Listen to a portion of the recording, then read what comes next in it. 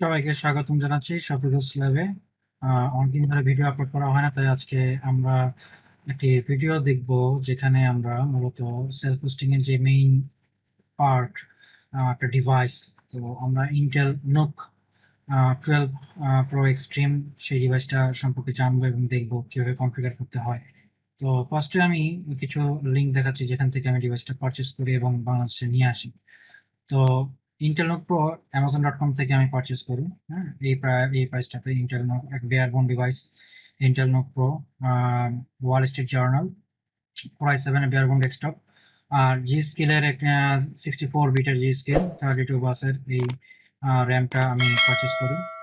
এবং Samsung 850 1 terabyte SSD internal SSD এবং 1 terabyte 980 pro SSD.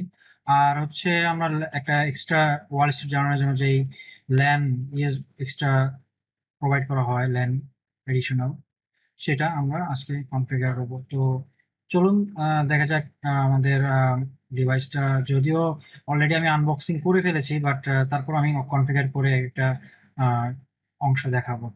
তো আমরা এখানে দেখতে পাচ্ছি ইন্টেল নুকের একটি প্যাকেজ, যেটা মূলত ওদের শিপিংয়ের সময়টা পাঠানো হয়। তো আমরা দেখি এখানে ইন্টেল নুকটা খুলে যেটার মধ্যে কী কী আছে। তো এখানে বেয়ারবোন ডিভাইসের যেই ডিভাইসটা, মূলত মেইন ডিভাইসটা এখানে দেওয়া, আমরা সাইডে রাখি। এই ডিভাইসটার ভিতরে ইন্টেল নুক, সামনে কোর i7, সামনে দুটি ইউএসবি পোর্ট, সাউন্ড এবং পাওয়ার বাটন, এবং পিছনে আছে আমার এই একটা ইউএসবি থ্রি এইচডিএমআই দুটো দেওয়া আছে, একটা ইউএসবি টাইপ সি, দুইটা ইউএসবি টাইপ সি। আর এখানে যে এক্সটার্নাল যেই ল্যান ডিভাইসটা আছে সেটা আমরা লাগাবো এখানে। তো আমরা দেখি তার ভিতরে আর কি কী আছে, একটা সাইডে রাখি। তো এখানে যদি আমরা সাইডে রাখি, ম্যানুয়াল, এই ম্যানুয়ালটা ইন্টেল প্রো কিট, একটি ওয়াল মাউন্টের জন্য একটা কিট দেওয়া আছে, ওয়াল মাউন্ট কিট, এবং স্ক্রুড্রাইভার সেট, স্ক্রুড্রাইভারের যেই স্ক্রুগুলো লাগে সেগুলো দেওয়া। আর ভিতরে আছে একটি যদিও পাওয়ার অ্যাডাপ্টার আমি আগে থেকে বের করে রেখেছিলাম, তাই পাওয়ার অ্যাডাপ্টার। এটা সব থেকে কম পাওয়ার কনজিউম করবে নুক 12 প্রো। তো আমাদের পাওয়ার অ্যাডাপ্টার হচ্ছে, তো আমরা সাইডে রাখি। আমরা এক একটা করে আমরা এটা আরও কিছু যেই ডিভাইসগুলো আমি দেখালাম তার মধ্যে অন্যতম একটি হচ্ছে এটা হচ্ছে 850 980 আমরা ফোকাস করে দেখি। 980 এখানে 1 টেরাবাইট 980, এবং এসএসডি আরেকটা হচ্ছে 850 1 টেরাবাইট। এটা এখানে রাখি। আর আমরা যে এক্সটার্নাল যেই ল্যান মডিউলটার কথা বলছিলাম সেটা দেখাবো। তো আর হচ্ছে রিপজর এই 64 গিগাবাইটের একটা দুটি মডিউল, 32 বাইট গিগাবাইট জি স্কেলার। আর হচ্ছে এক্সটার্নাল মডিউল, ল্যান মডিউল, এই হচ্ছে এক্সটার্নাল ল্যান মডিউল, এবং এটার একটা কম্পোনেন্ট, এটা হচ্ছে আমার কেবল, এফসিএ কেবল। আর হচ্ছে আরেকটা অংশ হচ্ছে যে আমাদের এইটা M2 পোর্টে লাগবে। তারপর দেখাই M2 পোর্টে লাগবে দেখি। তো আমরা এক একটা করে এখন এটা অ্যাসেম্বলি করব। অ্যাসেম্বলি করার জন্য আমরা ইন্টেল নুক প্রোটা খুলবো স্ক্রু ড্রাইভার দিয়ে, মূলত ব্যাক এন্ডে।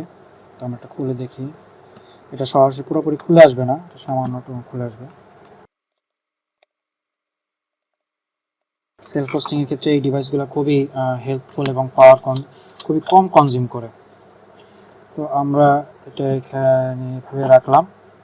আমরা মূলত ফার্স্টে আগে হচ্ছে র্যামটা লাগিয়ে নিই ডিভাইসের ভিতরে।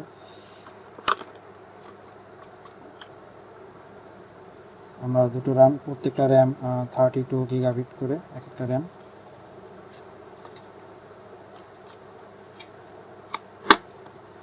একটি র্যাম এখানে রাখি সাইডে, আরেকটি র্যাম এখানে রাখি। তো আমরা এখানে দেখতে পাচ্ছি যে 3200 CLS এর প্রত্যেকটা র্যাম, দুটো র্যাম 3200 CLS এর। হ্যাঁ, তো আমরা একটা করে ডিভাইসের ভিতরে অ্যাসেম্বলি করব। তো আমরা একটু ডিভাইসটা কাছে নিয়ে আসি যাতে দেখতে হবে। আমরা প্রথমে ডিভাইসটাতে সরি ফার্স্ট র্যাম যেটা আছে সেটা একদম আমি দেখাচ্ছি, আস্তে করে লাগিয়ে জাস্ট প্রেস করলে এটা লেগে যাবে। আবার অন্য আরেকটি উপরে স্লটে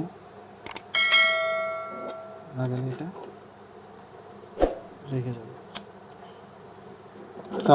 64 গিগাবাইট র্যাম আমরা আমাদের নোকে ইনস্টল করলাম। তো এবার আমরা দেখি সাটা আমরা SSD 980 Pro, যেটা 980 Pro এই SSDটা আমাদের এখানে NVMe জেনারেশন 4 এটা M7 অ্যাড করব। আমি এই অংশটা খুলতেছি না। কেন খুলতেছি না? কারণ এখানে যে FCC SATA কেবলটা দেওয়া সেটা খুবই সেন্সিটিভ, খুললে লাগানো খুবই একটা প্যারাদায়ক। তো তাই এই কারণে আমি এটা খুলতেছি না। জাস্ট নর্মালি আমরা মূলত এভাবেই করব, লাগাবো। আমরা আগে NVMe স্লটে NVMe অনলি লেখা আছে, এই স্লটটাতে আমরা আমাদের SSDটা প্রবেশ করিয়ে আমরা SSDটা ইনস্টল করব। আমরা মূলত এইভাবে জাস্ট নিয়ে স্ক্রুড্রাইভার দিয়ে স্ক্রুটা লাগিয়ে দেব। খুবই আস্তে লাগালেই এটা ফিট হয়ে যাবে। আচ্ছা, আমরা M2B কি যেটা একটা ডিভাইস আমি বললাম, এটাও লাগিয়ে ফেলি। এটা পরবর্তীতে আমি দেখাবো যে কীভাবে এটা কনফিগার করতে হয়। তো আমরা বি কির ভিতরে আমরা মূলত এই সাইডে এটা লাগিয়ে ফেলি। তো তার আগে এটার স্ক্রু যেটা আছে স্ক্রুটা খুলে, সরি এটা পড়ে গেছে, আমি একটু নিয়ে নিই। আমার ছোট স্ক্রুড্রাইভারটা ম্যাগনেটিক না, তাই এটা উঠতেছে না। আমরা এটা প্রেস করে লাগিয়ে স্ক্রুটা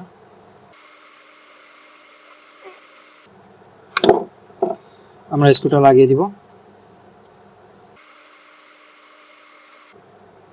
হালকা প্রেশার দিলেই যথেষ্ট।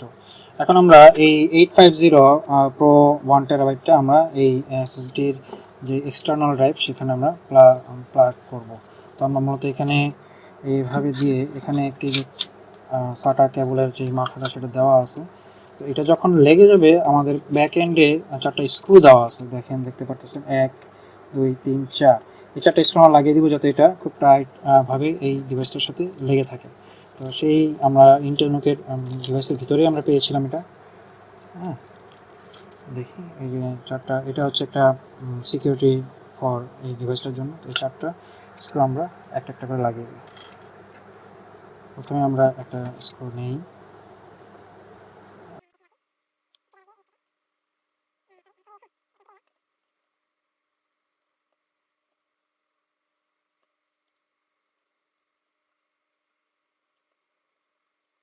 প্রত্যেকটা স্ক্রুড্রাইভার লাগিয়ে দিচ্ছি।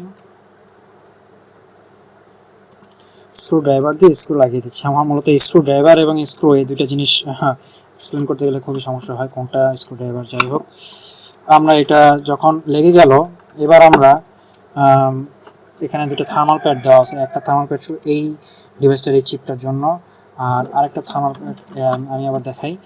এই থার্মাল প্যাডটা হচ্ছে আমার NVMe চিপসেটটা, NVMe SSDর জন্য।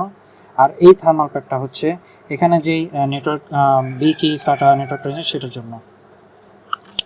এবার আমরা মূলত যেই সেকেন্ডারি ল্যান কথাটা বলতেছিলাম সেটাই আমরা এখানে কনফিগার করব। তো আমরা আগে প্রথমে এটা খুলে নিই।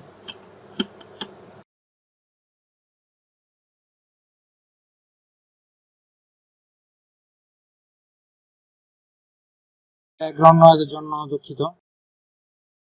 আমরা এই ডিভাইসটা এইভাবে জাস্ট লাগিয়ে এভাবে দেখতে পারতেছেন, জাস্ট এভাবে ঠিকমতো বসিয়ে আমরা এখানে স্ক্রুড্রাইভার দিয়ে লাগিয়ে দেব। একটু হালকা করে লাগলেই যথেষ্ট, অত প্রেশার দেওয়া লাগে না।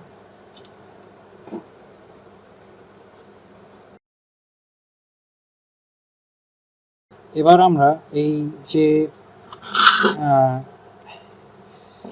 সাইডে রাখি, এই যে যেই এফসিসি কেবলটা আছে, এই এফসিসি কেবলটা আমি M2 এর মধ্যে লাগাবো। আমি দেখাবো যে লাস্ট এটা কীরকম দেখায়। এটা মূলত সম্পূর্ণরূপে বসে যাবে ঠিক এভাবে, স্লটে খুব সুন্দর মতো বসে যাবে। এটা জাস্ট আমরা এখানে লেগে দিব, আর এখানকার স্লটটাতে আমরা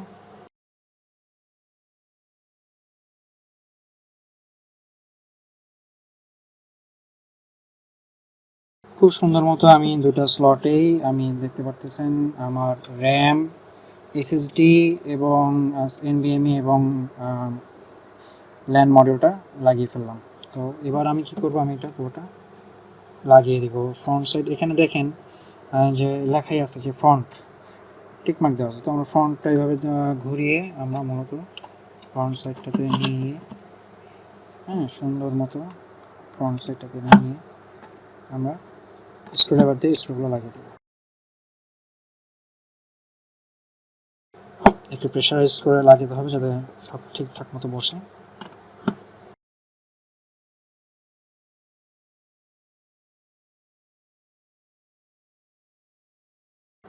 আমরা মূলত এইভাবে Intel NUC 12 pro Wall Street Journal configure করলাম। RAM 64 GB। এডিশনাল মডিউলটা যেটা ল্যান দেখতেছেন, এখানে দুইটা USB 2 পোর্ট দেওয়া আছে। সো এখানে আমার মূলত একটা 2.5 গিগ অলরেডি বিল্ট ইন ছিল মাদারবোর্ডে, আরেকটা আমরা এডিশনাল 2.5 গিগ ল্যান্ড পোর্ট লাগিয়ে নিলাম। যেহেতু আমরা সার্ভার হিসেবে ইউজ করবো, সেক্ষেত্রে দুটো ল্যান্ড পোর্ট থাকা ভালো।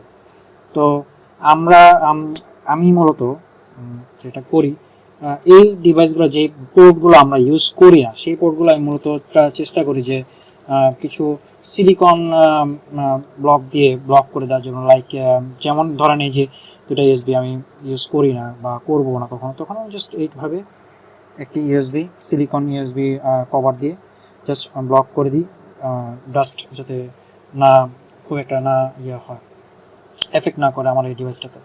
এভাবে ব্লক করে দেওয়াটা খুব ভালো, ডাস্ট প্রুফ থাকে ব্যাপারগুলো। এইভাবেই জাস্ট দেখতেছেন যে আমি করে দিলাম। তো আমরা এই ডিভাইসটাতেই মূলত নেক্সট সেলফ হোস্টিং টপিকটা কন্টিনিউ করব। তো আজকের ভিডিও এই পর্যন্তই ছিল। তো এই ভিডিওতে আমরা দেখলাম যে কিভাবে Intel NUC 12 pro Wall Street journal RAM, SSD এবং এক্সটার্নাল এসএসডি কিভাবে ইমপ্লিমেন্ট করতে হয়, এবং এই ডিভাইসগুলো মূলত এই যে ওয়েবসাইটগুলো আমি দেখাচ্ছি এখান থেকে পারচেস করা। অ্যান্ড Amazon.com থেকে আমি কিছু ফ্রাইট ফরওয়ার্ডার সার্ভিস দিয়ে বাংলাদেশের ডিভাইসগুলো আনি। ইন্টেল NUC 12 প্রো বাংলাদেশে নাই, যদিও বাংলাদেশে মূলত নুকের ডিলার হচ্ছে বাইনারি লজিক। তো ওদের কাছে কোর i7 এর কোনো ডিভাইস পাওয়া যায় না, বা এখন পর্যন্ত পাওয়া যায়নি, তো আমার জানার মতো যায়নি। তো আপনারা যদি জেনে থাকেন কমেন্টস অবশ্যই জানাবেন।